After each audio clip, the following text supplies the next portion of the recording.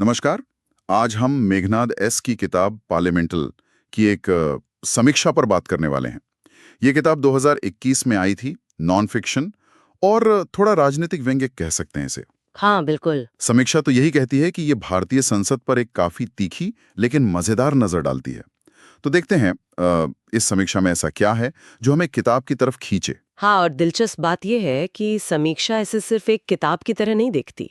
वो कहती है कि ये एक तरह का न्योता है भारतीय संसद को समझने का, वो भी किसी अंदर वाले के नजरिए से, जो थोड़ा शायद हट के सोचता है। अच्छा। तो आज हम यही कोशिश करेंगे कि इस समीक्षा के जरिए किताब की मुख्य पॉइंट्स और उसके अंदाज को पकड़ें। ठीक है।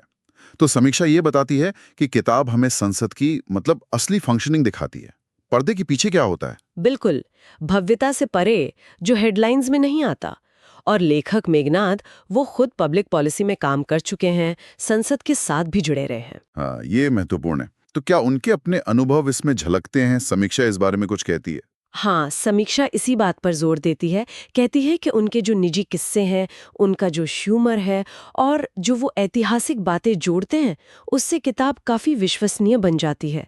वो सांसदों के बर्ताव से लेकर कानून कैसे बनते हैं और जो असल में राजनीतिक फैसले होते हैं, उन सब पर बात करते हैं। लेकिन समीक्षा ये भी कहती है, जहां तक मुझे याद है, कि मकसद नेताओं की तारीफ करना या बुराई करना नहीं है। सही।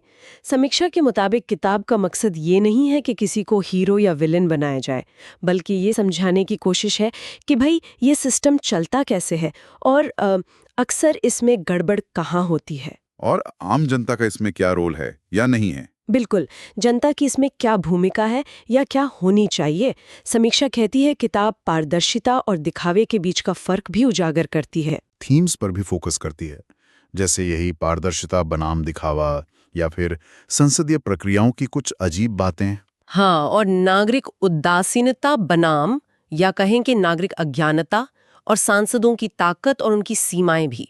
समीक्षा के लिए ये मुद्दे अहम हैं क्योंकि ये सीधे सीधे लोगों के सिस्टम से जुड़ाव से ताल्लुक रखते हैं। मतलब अगर प्रक्रियाएं समझ नहीं आएंगी या अजीब लगेंगी तो लोग शायद दूर हो जाएंगे। हाँ, बिल्कुल। और किताब समीक्षा के अनुसार इसी जटिलता को व्यंग्य के जरिए आसान बनाने की कोशिश करती है ताकि लोग उदासीन न हो। और लिखने के अंदाज पर आते हैं। समीक्षा में जॉन ओलिवर का नाम था, इसका क्या मतलब है? हाँ, वो एक दिलचस्प तुलना है। समीक्षा कहती है कि लिखने का स्टाइल बहुत ही अनौपचारिक है, व्यंग्यात्मक है।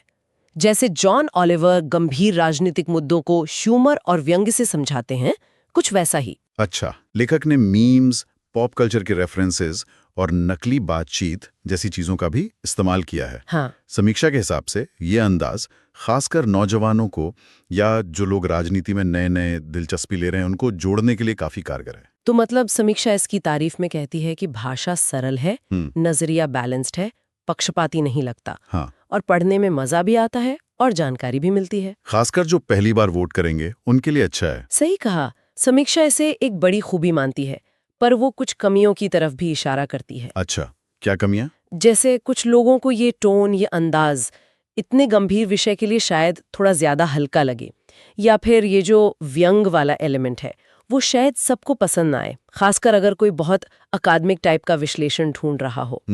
और समीक्षा ये भी मानती है कि कभी-कभी लगता है कि ह्यूमर शायद विश्लेषण पर थोड़ा हावी हो गया है, गहराई कहीं-कहीं कम लग सकती है। तो ये जो अंदाज है ये एक तरह से दो-धारी तलवार हुआ, जोड़ता भी है पर शायद गहराई कम भी करता है। हाँ, कुछ ऐसा ही समझ लीजिए। तो कुल मिलाकर समीक्षा का फाइनल वर्डिक्ट क्या है? क्या ये किताब रेकमेंड की है? बिल्कुल। समीक्षा पार्लियामेंटल को उन लोगों के लिए काफी जरूरी मानती है जो भारतीय संसद के सिस्टम को समझना तो चाहते हैं पर बोर नहीं होना चाहते। ये भारी भरकम राजनीतिक आइडियाज को छोटे मजेदार हिस्सों में तोड़ देती है। रेटिंग भी अच्छी दी है समीक्षा ने, 5 में से 4.3। 4.3, ये तो काफी सॉलिड रेटिंग है। हाँ, काफी अच्छी है। तो क्या ये समीक्षा हमें आखिर में किसी सोच या सवाल के साथ छोड़ती है? हाँ, एक अहम सवाल उठाती है कि आज के दौर में जब इतनी सारी सूचनाएं हैं, तब राजनीति जैसी जटिल चीजों को समझने और उनसे जुड़ने के लिए व्यंग्य और हास्य कितने जरूरी या असरदार हो सकते हैं। क्या हमें जानकारी को सब तक पहुंचाने के लिए सिर्फ पारंपरिक रास्ते काफी हैं या ऐसे नए, शायद थोड़े अनौपचारिक तरीकों की भी जरूरत है? ये सोचने वाली बात है कि क्या गंभीरता हमेशा गंभीर चेहरे के साथ ही आनी चाहिए? बिल्कुल, ये एक ऐसा सवाल है जिस पर पाठक समीक्षा पढ़ने के बाद या शायद किताब पढ़ने के बाद खुद भी सोच सकते हैं।